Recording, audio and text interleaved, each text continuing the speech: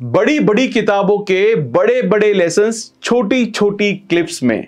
Subscribe करें reader books club clips को। जैसे मैं बात करता हूं कि जब भी हम बुरे वक्त में होते हैं, बहुत सारे लोग मेरे पास आते हैं और बात करते हैं कि इससे कैसे बाहर निकलना है, तो मैं लोगों को थोड़ा लाइफ के ऊपर बात करता हूं या लॉ ऑफ अट्रैक्शन मैनिफेस्टेशन के ऊपर बात करता हूं, जहां पर एक सबसे ज़्यादा बात की जाती है हमारी सोच के बारे में कि यार एक सही सोच होना बहुत ज़रूरी है और आगे की तरफ आपका सोचना कि आप वहां तक पहुंच सकते हो, क्योंकि जहां तक हम सोच सकते हैं वहीं तक हम पहुंच सकते हैं। करेक्ट है ना? तो ये आपको आपकी उस वक्त सोच ये थी कि यार मैं निकल ही जाऊंगा, यार मतलब आई डोंट केयर, मतलब आई नो कि मेरे को मैं पार कर जाऊंगा। नहीं, मेरी सोच ऐसी नहीं थी।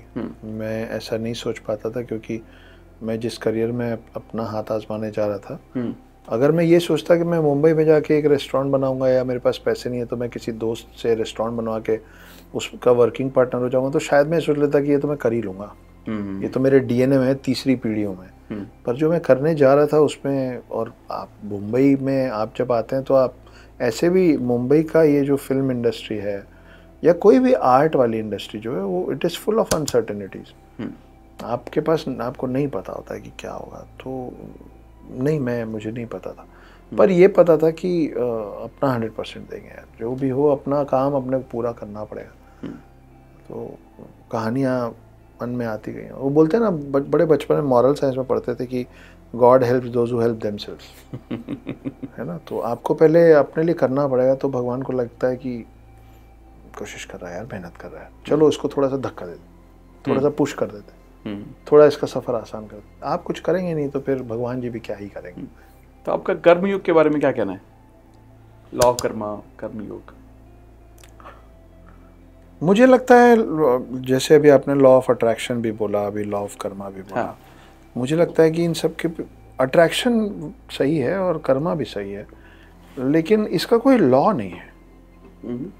मतलब इसका कोई सेट फॉर्मेट नहीं है कि ऐसा करोगे तो ऐसा होगा। क्योंकि अगर लॉ तो यही होता है ना कि भाई ये लकीर है, आपको इस पे चलना है तो आप यहाँ पहुँचेंगे। करेक्ट है ना? सही बात। मुझे लगता है इसका कोई रूल, कोई लॉ नहीं हो सकता है, क्योंकि सबकी परवरिश अलग है, सबके शहर अलग हैं, सबकी दिक्कत परेशानियां अलग हैं, सबके एक्सपीरियंसेस अलग हैं और सबका प्रेजेंट सिनेरियो सिचुएशन अलग है। तो हम लोग पानी नहीं है ना कि सब लोग एक ही ग्लास में सेम शेप में। हम लोग हार्ड मास के लोग हैं, हम जिसमें नहीं फंस सकते उसमें नहीं फंस सकते। तो मुझे लगता है कि मुझसे भी कई लोग ये बात पूछते हैं कि क्या करें, और हम डिप्रेशन में हैं और आप निकले हो। मुझे लगता है इसमें दो चीज़ें हैं, और ये मेरी समझ है, मेरे with my limited knowledge and experience I am speaking this out. मुझे लगता है कि डिप्रेशन जो चीज़ है वो कफ के समान होती है, और जब हम लोग छोटे होते हैं ना तो हमारे माँ बाप और फिर डॉक्टर सबसे पहले बोलते हैं कि बेटा जब कफ आए ना तो थूको, उसको गिटको मत। क्यों मत गिटको? क्योंकि अगर वो बार बार अंदर जाता रहेगा तो बलगन हो जाएगा। हाँ करेक्ट है ना? वो जम जाएगा और उसके बाद और ज़्यादा बड़ी परेशानी हो जाएगी।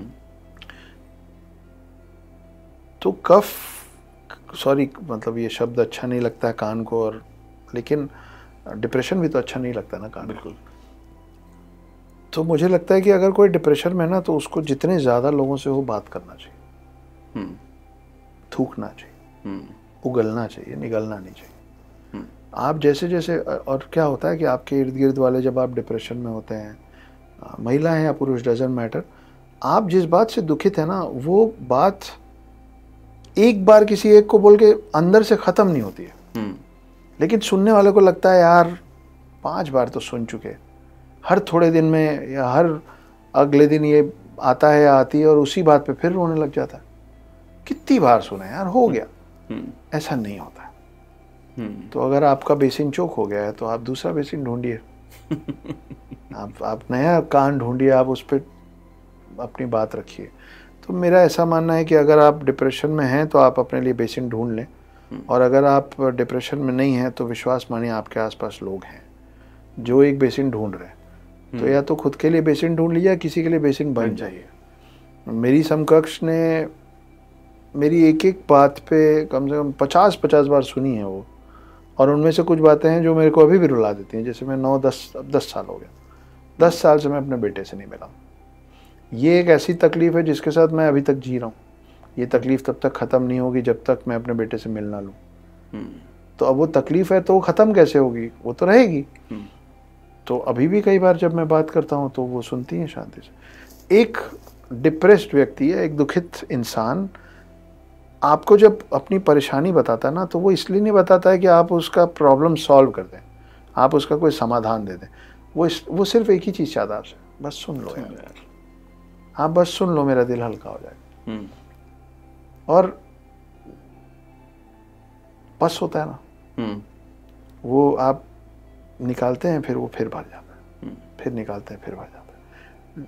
तकलीफ और डिप्रेशन वैसे ही होता है कि वो एक बार में पूरा निकलता नहीं है। तो वो एक आध दिन आपको हल्का लगता है क्योंकि आपने बोला है, फिर एक आध दिन बाद ना वो फिर भरने लग जाता है। तो जब वो जब भरता है ना, तो फिर आपका गला रूंधता है। फिर जब आप बोलते हैं ना, तो आपकी आवाज़ नहीं निकलती, ये दुखता है ना।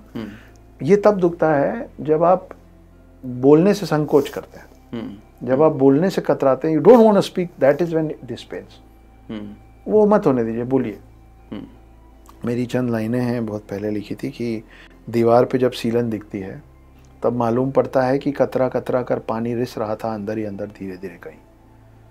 दीवार पे जब अंदर, घर के अंदर जब सीलन दिखती ना, तब तक वो दीवार को जितना डैमेज होना होता है हो चुका होता है। वो दीवार का लास्ट स्टेज ऑफ कैंसर होता है, क्योंकि कुछ साल पहले उस दीवार में पहले से पानी बाहर से पड़ रहा था, उसका प्लास्टर तोड़ा होगा, फिर ईंट और सीमेंट के बीच से, अच्छा फिर बारिश खत्म हो गई तो फिर गर्मी पड़ी तो फिर वो सूख भी गया, फिर अगले साल उतना बना लिया, अगले साल और बनाया, अब जाके वो आपके घर की दीवार के अंदर वो सीपेज दिख रहा है। उसके बाद आप उस पर कोई भी रंग चढ़ा लीजिए, वो सीपेज दिखेगा। आप सोचेंगे सीपेज दिख रहा है, काम करता हूँ दीवार को काला कर देता हूँ, तो वो रस्टिक ब्राउन कलर का दिखने लग जाएगा, पर वो दिखेगा। यही होता है डिप्रेशन, कि वो चेहरे पे ना दिखने लग जाता है, पर जब तक वो चेहरे पे दिखना शुरू होता है ना, तब तक बहुत देर हो गई होती है। तो दीवार पे जब सीलन दिखती है तब मालूम पड़ता है कि कतरा कतरा कर पानी रिस रहा था अंदर ही अंदर, धीरे धीरे कहीं। मुझे शक है कि ऐसा सिर्फ दीवारों के साथ होता है। मैंने देखी हैं वो शक्लें जो कतरा कर रह जाती हैं, आंखों से रिश्ती नहीं, अंदर ही अंदर टूटती हैं, दीवारों की तरह ही घुटते घुटते एक रोज़ वो भी ढह जाएंगी। तो थैंकफुली आप दीवार नहीं है ना। वो फिल्मों में अच्छा लगता है कि दीवारों के भी कान होते हैं, एशियन पेंट्स के ऐड में अच्छा लगता है कि दीवारें भी बोलती हैं। ना दीवारों के कान होते हैं ना दीवारें बोलती हैं। आप इंसान हैं, आपके कान भी होते हैं और आप बोलते भी। अगर आप डिप्रेशन में हैं तो बोलिए, और अगर आप डिप्रेशन में नहीं हैं तो अपने आसपास वालों को सुनिए। मेरा सबसे पहले यही मानना है कि ये एक बहुत ज़रूरी टूल है, आप अपने आप को डिप्रेशन के दलदल से निकालें। और दूसरा ये है कि ये करने के लिए भी देखिए, आपके पास आपका मुंह तो है, लेकिन आपको दूसरे का कान चाहिए ना। आप आईने के सामने बोल के आप हल्के नहीं हो जाएंगे। आपको सही लोग होना आपके आसपास बहुत ज़रूरी है। सही लोगों का मतलब ये नहीं है कि वो बड़े मोटिवेटेड हो, अरे चलना यार कुछ नहीं होता, अपन है ना भाई। आपके सही सेट ऑफ पीपल, आपको एक अच्छा दोस्त होना चाहिए। मेरे पास एक अच्छा दोस्त है। आपका जीवन साथी अच्छा होना चाहिए। थैंकफुली मेरी अब जो जीवन साथी हैं वो मेरी उम्मीद से बहुत ऊपर हैं। कई जगह ऐसा होता है कि माता पिता नहीं समझते हैं बच्चों की तकलीफ या वो क्या चाह रहे हैं। थैंकफुली मेरे माता पिता समझते हैं। ज़्यादातर जगहों पे जिस उम्र में मैं और मेरे भाई हैं, हम दो भाइयों का जीवन एकदम अलग अलग हो गया था। एक दूसरे को नहीं मालूम होता कि क्या चल रहा है आज दिन में, आज शाम को। आज की बात है, मेरा छोटा भाई अभी फ़ोन किया थोड़ी देर पहले, बोले भैया दिल्ली लैंड किया हूँ, रात को मेरा शो है, ही हैज़ अ बैंड, वो ऑल ओवर इंडिया शो करता है, और यहाँ मेरा शो है और आप अपना काम ख़त्म कीजिए, वहाँ पहुँचिए। मैं बोला हाँ भाई मैं आ रहा हूँ। तो मैं तो खुशकिस्मत था, आई एम ब्लेस्ड। इसीलिए मैंने बोला मेरे पास, मुझे बहुत बहुत ज़्यादा बुरे और वाहियात लोग मिले, लेकिन उनकी तादाद अच्छे लोगों के सामने बहुत कम है। तो उन लोगों ने बचा लिया। तो इसका श्रेय, जहाँ मैं आज बैठा हूँ और मैं जितना बतिया रहा हूँ, जितनी बकैती कर रहा हूँ, इसका श्रेय मेरे पास, मेरा नहीं होना चाहिए। और जो भी दुनिया में कोई भी ये बोले कि nobody for their own success can take the credit. मैं तो मुंबई में रहता हूँ, हर साल देखता हूँ, पर आप लोगों ने भी किसी फिल्म में या किसी डॉक्यूमेंट्री में कहीं देखा होगा, वो मटकी फोड़ होता है ना जन्माष्टमी में। आपको मटकी फोड़ में किसका चेहरा याद रहता है? जो मटकी फोड़ता है। एंड हाँ करेक्ट है। वो कितनों के कंधे पे खड़ा रहता है। वो एक आदमी वहां तक पहुंचा इसलिए क्योंकि कई लोग संगठित हुए। पहले एक नीचे सर्कल बनता है 15-20 लोगों का, उसके ऊपर बनता है 8-10 लोगों का, उसके ऊपर बनता है 5 लोगों का, फिर 3, फिर 2, और तब जाके आपको वो एक बंदा दिखता है नारियल पकड़ के मटकी फोड़ता हो। वहां तक नहीं पहुंच सकता ना इतने लोगों के। तो ये लोग के बिना तो कोई भी बोले कि अरे हम लोग मीना बाजार जाते थे बचपन में, मेला। हम लोग की every Indian has an average height of 5.5 मोटे तौर पे। तो जब हम मीना बाजार, बहुत भीड़ हो अगर मीना बाजार में, तो आपको सबका ना सिर्फ इसके ऊपर का पार्ट दिखेगा, है ना? सब ये दिखता रहेगा, किसी का चेहरा नहीं दिखेगा आपको। भीड़ है और वो सब 5.5-6 फुट के लोग हैं। उस भीड़ में आपको ना एक 2.5 फुट 3 फुट का बच्चा पूरा दिखेगा, क्योंकि वो किसी के कंधे पे बैठा हो। वो आपको दिखेगा क्लियर, जबकि एवरेज हाइट से कम का है वो, उसको तो कोई चांस ही नहीं ना कि वो दिख जाए, लेकिन वो आपको पूरा दिखेगा क्योंकि वो अपने साथ वाले किसी के कंधे पे विराजमान है। मैं बहुतों के कंधे पे बैठा हुआ। तो आपको डिप्रेशन दलदल जैसा, अब चलिए दलदल 2 बार दलदल निकल गया मुंह से। दलदल में अगर आप गिर गए, भगवान ना करे, तो बोला जाता है कि दलदल में गिरने के बाद अपना बॉडी को मूव मत करो। आप जितना बॉडी मूव करोगे आप उतना अंदर सिंक होगे। तो क्या करना है? ये करना है कि मत हिलो, जहाँ जितना डूब गए हो वहीं पे रुके रहो और इंतज़ार करो कि कोई आता जाता शख्स देखे और मदद कर दे। तो जब वहाँ पे बिना मूव किए हमेशा आगे बढ़ते रहने की कोशिश भी ज़रूरी नहीं। कभी कभी आप अगर नीचे गिर रहे हैं तो आप कहीं बीच में ठहर गए ना, अगर if you can just be there कि अब और इसके नीचे ना गिरूं, तो वो अपने आप में अचीवमेंट होता है कि मैं यहाँ ठहर गया हूँ। और साथ में वो जब आप इंतज़ार कर रहे हैं ना कि कोई आपको नहीं पता आपका इंतज़ार कितना लंबा होगा, कि कोई आएगा मेरे को देखेगा, मैं बोलूँगा मदद करो निकालो मेरे को, और वो निकालेगा। वो डिप्रेशन के मायने में पेशेंस की बात कर रहा हूँ। आपको भूख लग रही है, आपको प्यास लग रही है, आप हिलना चाह रहे हो, आपका आधा शरीर डूबा हुआ है, आपको नहीं पता कि कब मदद मिलेगी, लेकिन आप पेशेंटली इंतज़ार करो तो आपको अच्छे वक्त का इंतज़ार। वो बड़ी अच्छी सी बात है कि अकबर ने बीरबल से कहा कि कोई एक ऐसी लाइन बोलो कि जो खुश हो वो सुने तो दुखी हो जाए, और जो दुखी हो वो सुने तो खुश हो जाए। तो उसने बोला ये भी निकल जाएगा, ये भी गुजर जाएगा, है ना?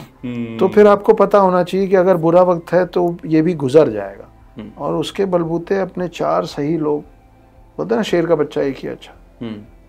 आप मिस्टर बच्चन से लेके मिस्टर मोदी से लेके शाहरुख सर से लेके किसी का भी नाम ले लीजिए, उनको पब्लिक में उनके कितने भी फॉलोअर्स हो, हर किसी के ना 2-1 दोस्त और 4-6 हिमायती ही होते हैं। क्योंकि हर किसी को सिर्फ उतने ही लोगों की जरूरत होती है, उतने में हो जाता है। आपके पास वो 5-7 सही लोग हैं ना, आप दुनिया जीत लेंगे। बस इतना ही चाहिए, निकल जाए।